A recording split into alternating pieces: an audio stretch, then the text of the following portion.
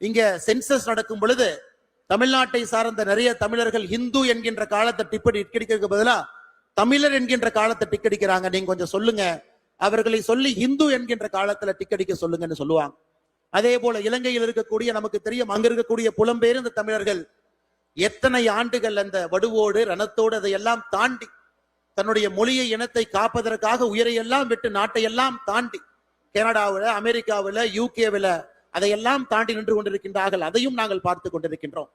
மலேசியாவாக இருக்கட்டும், சிங்கப்பூராக இருக்கட்டும், சாதாரணமாக தெருவில் இருக்கக்கூடிய வியாபாரி நண்பர்கள் ஆரம்பித்து துணை ஜனாதிபதி வரை தமிழர்கள் இருப்பதை பார்க்கிறோம்.